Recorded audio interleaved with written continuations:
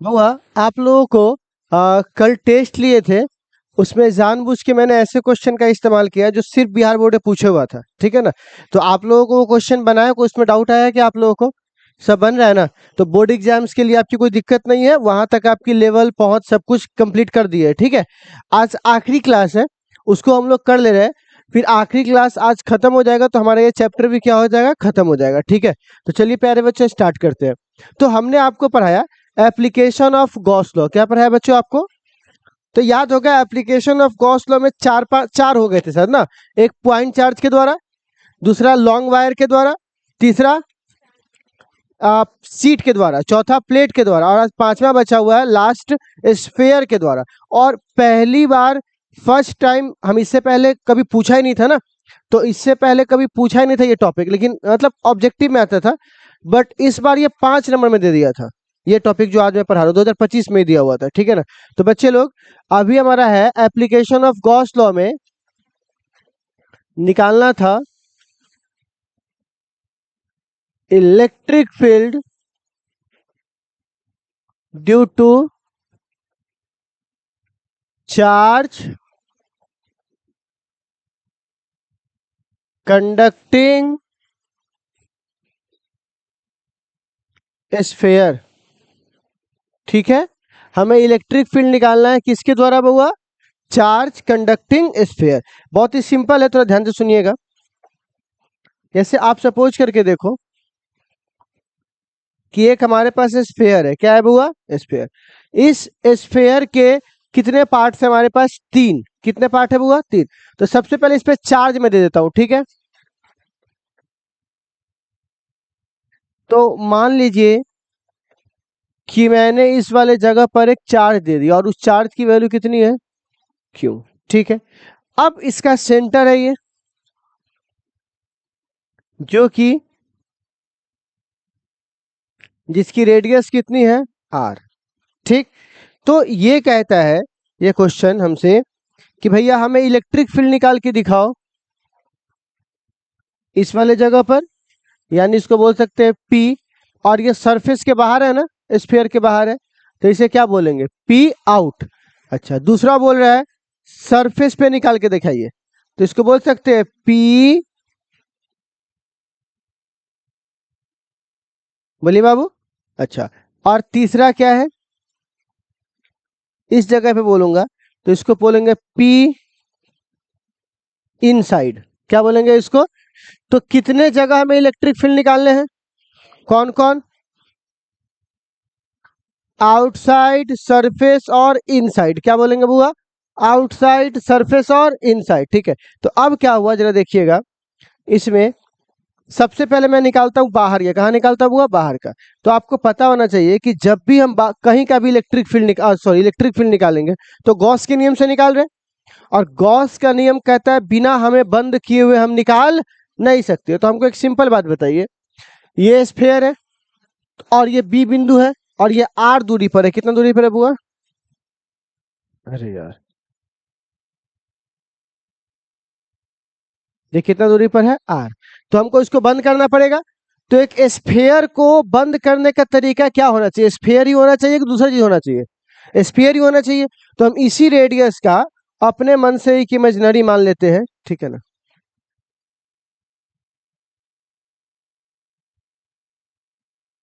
ठीक है, मैंने इसे बंद कर दिया, ठीक। मतलब इस छोटे स्फेयर को किससे बंद कर दिया बुआ? एक बड़े स्फेयर के। तो एक बार में इस पूरे स्फेयर का वैल्यू पता करना हमारे बस की बात नहीं है।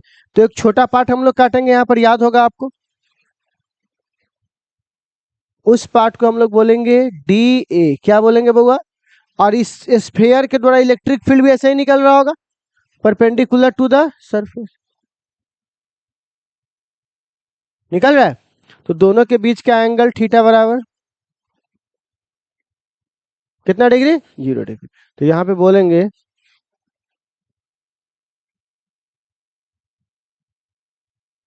Electric field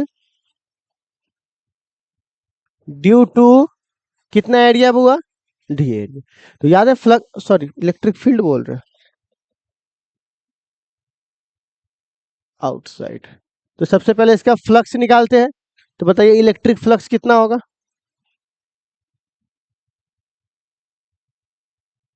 due to d a. तो बोलिए फ्लक्स का फॉर्मूला फाई बराबर ई ए कॉस थीटा, लेकिन छोटा है तो छोटा लिखेंगे, छोटा ये भी छोटा तो ये भी छोटा हो जाएगा। छोटे वैल्यू को बड़ा करने के लिए कैसा इंटीग्रेशन, तो डी फाई का इंटीग्रेशन फाई। ई सब जगह कांस्टेंट है, क्योंकि रेडियस सब जगह क्या है बुआ, कांस्टेंट, तो बाहर आ जाएगा। ये तो पहले भी हो ही चुका है। कॉस जीरो का मान 1। अच्छा, छोटे छोटे एरिया को जोड़ेंगे तो कुल एरिया क्या होगा, 4 पाई r² नहीं होगा, ये पॉइंट चार्ज की तरह है ना, 4 पाई r²। समीकरण पहला। अब बोलेंगे फ्रॉम गॉस, कौन सा लॉ होगा, गॉस लॉ। तो फाई बराबर बोलिए क्या होता है, क्यू बाई एप्सिलॉन नॉट। दूसरा, इसमें कुछ बदलने की जरूरत नहीं, ये क्यों ही है, छोटा सा है तो इस पे इनफाइनाइट थोड़ी ना है ये। तो आप बताइए दोनों को जब बराबर करेंगे तो आप बोलिए equating first is equal to second.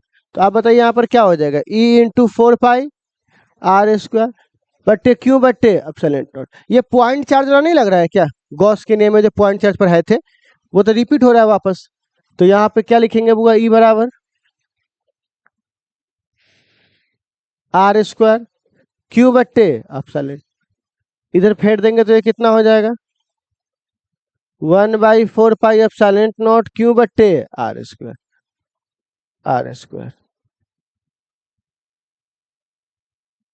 Q बट्टे r²। हो गया। तो बताइए इलेक्ट्रिक फील्ड का वैल्यू कितना है, आई बराबर 1/4 पाई एप्सिलॉन नॉट क्यू बट्टे r²। कोई दिक्कत नहीं। अब जरा बताइएगा, ये आउटसाइड हुआ, कहाँ हुआ आउटसाइड। तो आप बताइए इलेक्ट्रिक फील्ड का ये जो फॉर्मूला है बिल्कुल पॉइंट चार्ज की तरह है, किसकी तरह है बुआ, तो जो पॉइंट चार्ज बना लेगा समझो ये भी बना लेगा, बस खाली एक छोटा सा अंतर क्या करना पड़ेगा, वहां का बुन का छोटा था, यहाँ का बुन का थोड़ा बड़ा है, बस बात वही है। अब एक सवाल आता है, अगर मैं यहाँ पे बात करूंगा कि ठीक है आपने आउटसाइड निकाल लिया, लेकिन सरफेस पर निकाल के दिखाइए, कहाँ पे निकाल के दिखाइए। तो बताइए अगर ऐसी बातें आई तो सरफेस पर जरा बताइएगा, क्या 1 बदल जाएगा, जो कांस्टेंट है वो तो नहीं बदलता ना, क्या 1 बदल जाएगा, 4 बदल जाएगा, पाई बदल जाएगा, एप्सिलॉन नॉट बदल जाएगा, क्या चार्ज बदल जाएगा, बिल्कुल नहीं, क्योंकि चार्ज तो सरफेस पे ना रहता है।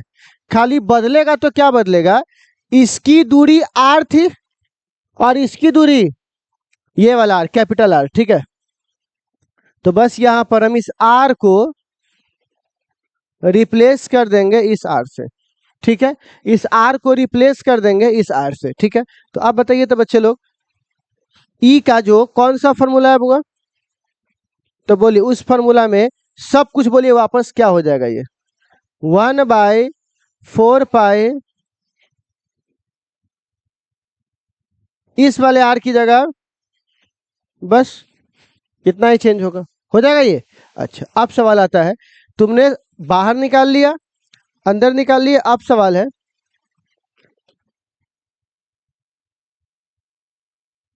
इनसाइड क्या होगा, ठीक है। तो इसका जो इनसाइड है इसमें सब कुछ ठीक है, दूरी बदल जाएगा, r की जगह ये हो जाएगा ये वाला,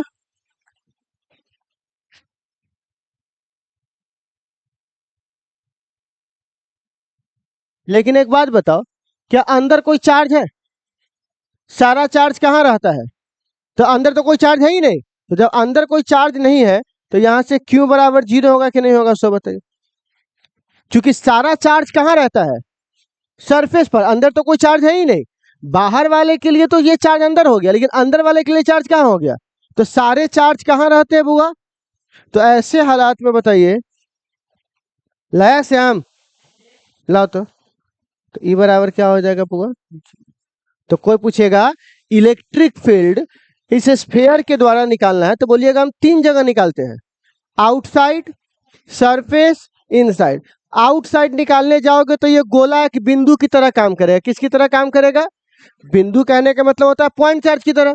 तो आप पॉइंट चार्ज में जैसे निकाले थे बिल्कुल वही प्रोसेस से निकालेंगे, ई ए कॉस थीटा निकालेंगे, इसके बराबर कर देंगे, तो ई बराबर फॉर्मूला ये आ जाएगा।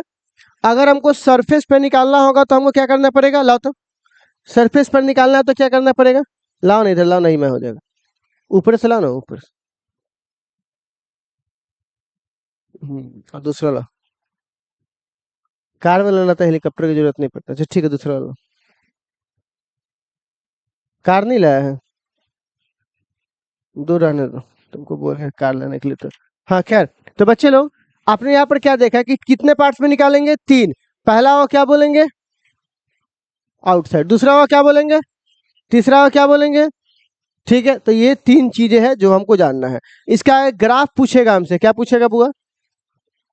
जो कि सीबीएसई पूछा हुआ है, लेकिन जिस तरह नीट अपने आप को सीधे बदल दिया, सीबीएसई अपने आप को सीधे बदल दिया, बिहार बोर्ड भी ये गलती 2018 में किया था। तो अगर सीधे बदल देगा तो फिर हम साफ थोड़ी ना हो जाएंगे, उसके लिए हमको तैयारी करके रखना पड़ेगा। ठीक है, ताकि कोई बाद में ही ना बोल सके आउट ऑफ सिलेबस क्वेश्चन आ गया था। ठीक है, आउट ऑफ सिलेबस का सोशियोलॉजी से क्वेश्चन आता है। क्वेश्चन तो यही क्या रहता है, तुम खुद को तैयार नहीं करते ही बोलो। ठीक है ना, क्योंकि सबको आदत हो गया ढेर फरुआ पढ़ाई का। ठीक है, तो बच्चे लोग, एकदम बेसिक है कि अगर मैं यहाँ पे किसकी बात करूं, फिर क्या, फिर क्या, तो इन साइड में जब तक तुम सरफेस के रेडियस तक ना पहुंच जाओ, तब तक तो वैल्यू 0 ही मिलेगा तुमको। अगर एक स्फेयर है यहाँ पर, तो यहां तक तो तुमको 0 ही मिलेगा। एक बात बताओ, 0 से चालू किए और अगर रेडियस तक आए तो यहां तक तो इन साइड हुआ। 0 से लेके R तक कौन सा साइड हुआ? तो इन साइड में तो वैल्यू 0 हुआ, मतलब वहां पे तो कुछ रहबे नहीं करेगा, कोई ग्राफ व्राफ नहीं होगा वहां पर, क्योंकि वहां की वैल्यू क्या है? 0। बट अगर मान के चलो कि तुम एक के मरते इन साइड के बाद तुम सीधा पहुंच जाओगे सरफेस पर, और जैसे सरफेस पर पहुंचोगे वैसे ही तुम्हारी वैल्यू क्या हो जाएगी? इतनी हो जाएगी। तो इतनी कुछ ना कुछ तो वैल्यू होगा ना इसको काटने छाटने के बाद, 15 20 25 30। तो मान लीजिए यहां आ गए, मतलब ये आपका वैल्यू हुआ इतना। ठीक, अच्छा, इसके बाद तुम स्फेयर से दूर जाओगे। तो जब तुम स्फेयर से दूर जाओगे, तो जब तुम स्फेयर से दूर जाओगे तो तुम समझो, ऐसे मेरे पास बॉल है वहां पे समझा देता हूं। तो एक आदमी आता छोटा, आते हैं।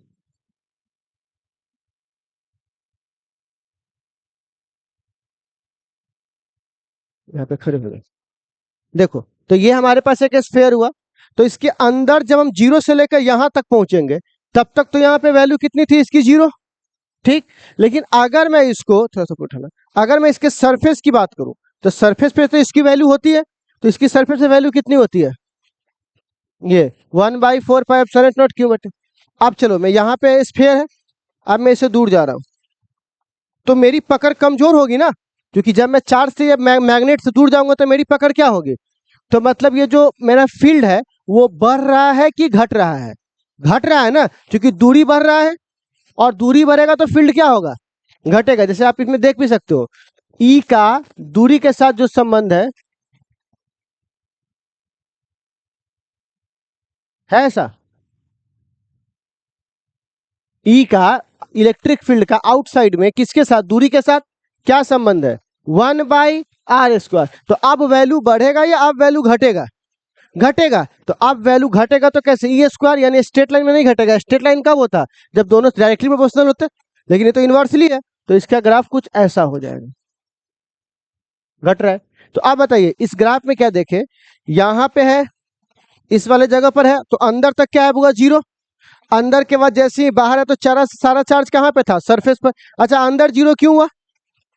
क्योंकि अंदर तो चार्ज नहीं था, सारा चार्ज कहाँ था? तो अंदर क्या हुआ? सरफेस पर वैल्यू आया, और सरफेस के बाद वैल्यू घट रहा है। तो हम आपसे एक सवाल पूछेंगे, सबसे ज्यादा वैल्यू कहाँ मिला आपको? एग्जैक्टली कहाँ पे मिला? तो यहाँ पे बोल सकते ई सबसे ज्यादा कहाँ मिलेगा बुआ? मैक्सिमम किस जगह पे बुआ? सरफेस। तो आप बताइए, ये आउटसाइड हुआ और ये इनसाइड, तो इनसाइड में क्या हुआ? 0। तो ये हमारा इलेक्ट्रिक फील्ड था। ठीक है, अब इसी से संबंधित एक बहुत अच्छी बात आपको है, तो इसको पकड़िएगा, रखे रखे काम है। ठीक है ना, कभी आपने सोचा है, ठीक है ना, कि आप जब भी देखिएगा ये हेलीकॉप्टर वाली कहानी, जब भी आपने देखा होगा कि जब एरोप्लेन उड़ता है तो ये आकाश के बीच से निकलता है। अब कई बार आप जब बिजली कड़कता हुआ देखते हैं कि बिजली जो कड़क रहा होता है तो आकाश के अंदर भी कड़क रहा होता है। पर कभी आज तक आपको कभी ऐसा न्यूज आया है कि बिजली गिरने से फाइटर प्लेन या क्या बोलते हैं जो कमर्शियल जहाज है उसमें 100 आदमी मर गए? कभी नहीं सुने होइएगा, कभी नहीं, हो भी नहीं करेगा। तो सर, बिजली गिरने से जमीन पर जब इतने आदमी मर जाते हैं, तो बिजली गिरने से आसमान में भी तो बिजली गिरता है, तो आसमान में फाइटर प्लेन क्यों नहीं मरता? इसके पीछे कारण समझिए। जैसा कि मैंने अभी आपको बताया कि अगर ये मान के चलिए धरती है, तो सारा चार्ज इस पे कहाँ था? अगर एक कंडक्टिंग स्फीयर है तो सारा चार्ज कहाँ रहता है? सरफेस पर। तो जिस तरह ये पूरा बंद है, उस तरह ये फाइटर प्लेट भी तो पूरा बंद है, पूरा बंद हो गया। तो अब अगर ये पूरा बंद हो गया, तो ये एक तरह से कंडक्टिंग की तरह काम करने लगा। कंडक्टिंग स्फीयर किसकी तरह काम करने लगा बुआ? Conducting sphere. और अगर इस पे बिजली गिरती है,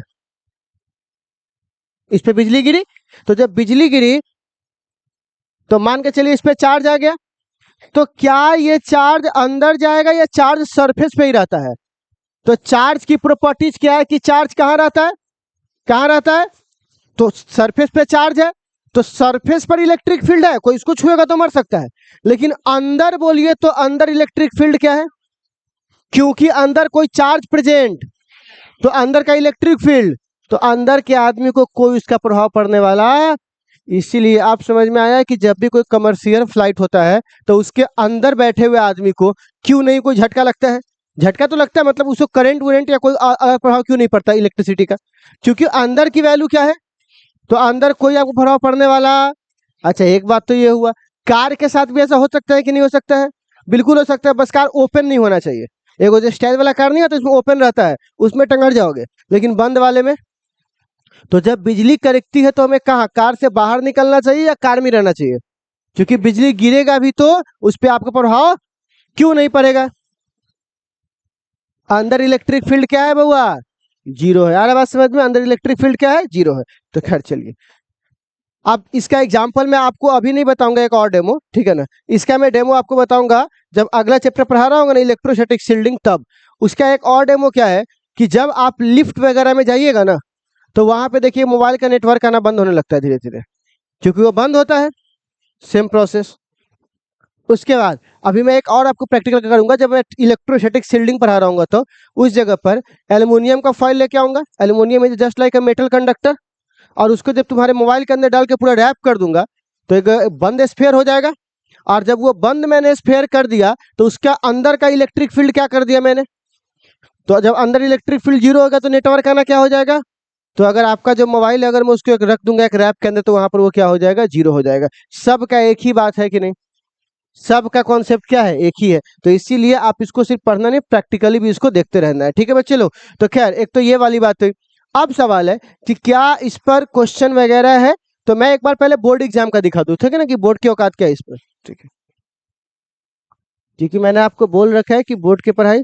तो एक काम करो ना, वरना ये खत्म भी तो हो सकता है ना। ठीक है, पहले नोट ही कर लो आप लोग, ठीक है जी? ग्राफ क्या बोले बाबू, नहीं समझे? एक बार और समझाना है। ये इलेक्ट्रिक फील्ड और रेडियस, ये रेडियस है ना, इलेक्ट्रिक फील्ड। ठीक है, हाँ। ठीक है, ओके। तो चलिए आप इसे नो लेट बी कंसीडर लिखना, लीजिए, लिखो तो। Let be consider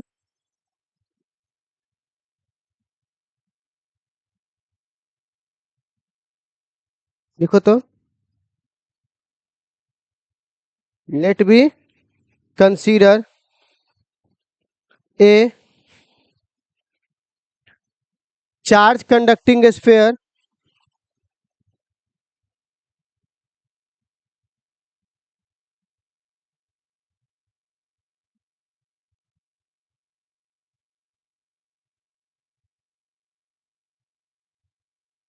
let me consider a charge conducting sphere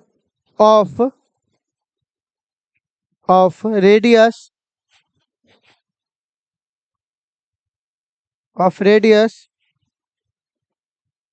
r, बड़का वाला r, radius r। we have to find we have to find electric field we have to find electric field।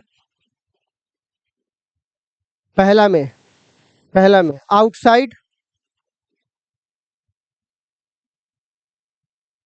Outside, दूसरा में surface, तीसरा में inside. Inside the sphere. Note करो तो।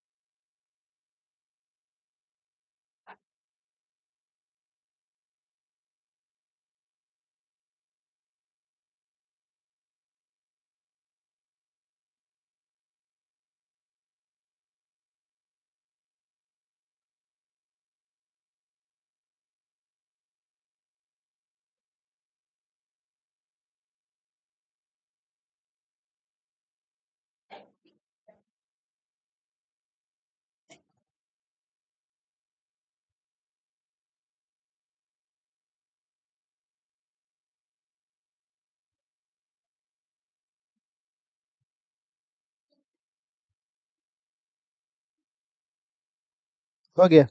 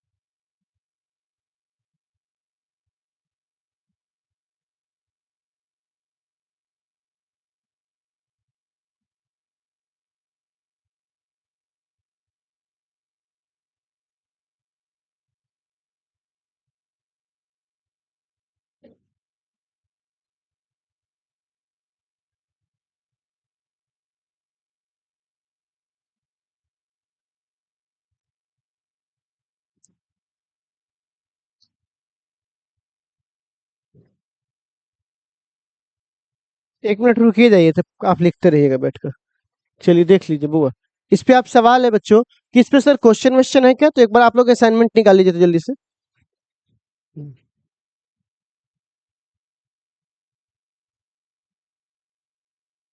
Study package निकाल लीजिए सब लोग।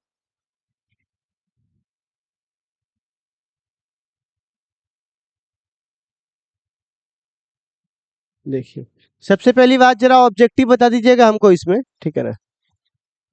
हाँ बउआ, चौथा नंबर सवाल है, 2017 में भी आया हुआ है, 2024 में भी आया हुआ है। क्वेश्चन जरा पढ़िए तो क्या है।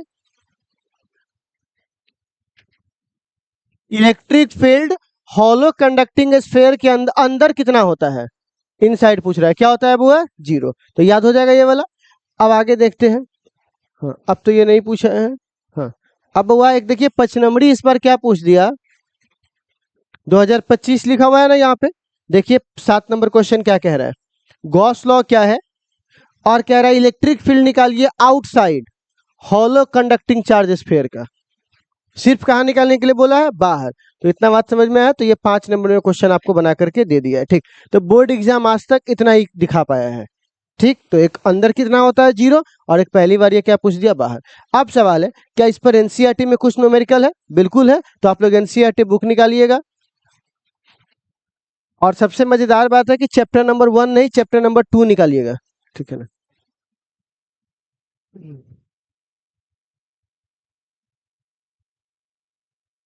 चैप्टर नंबर 2 निकालिए एनसीईआरटी का।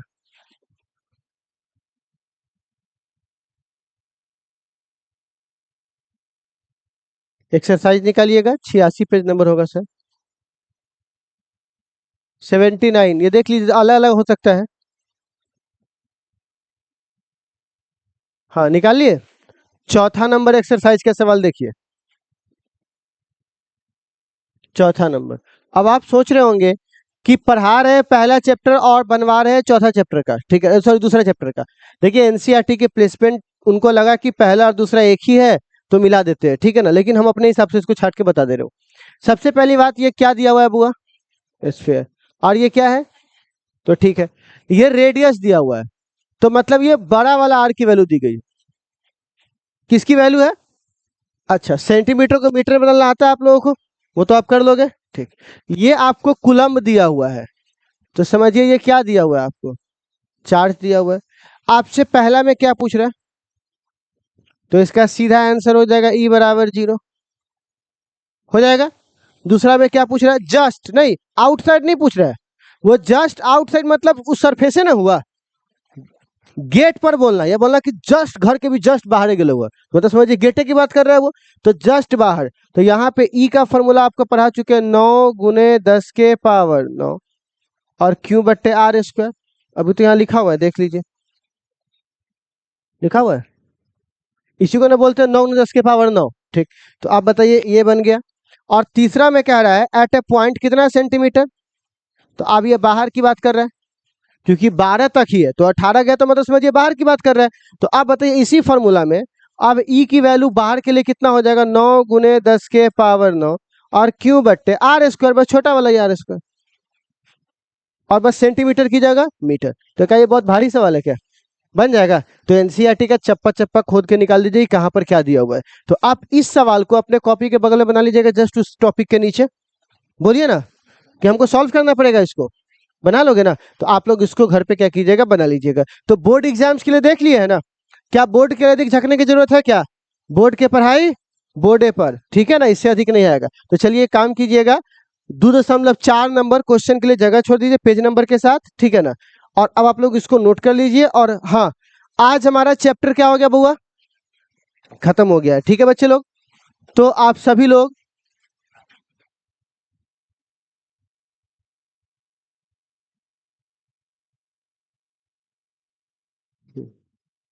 ऑब्जेक्टिव सीरीज आप चालू होने वाला है, क्योंकि एक चैप्टर का हम वेट कर रहे थे, ठीक है ना।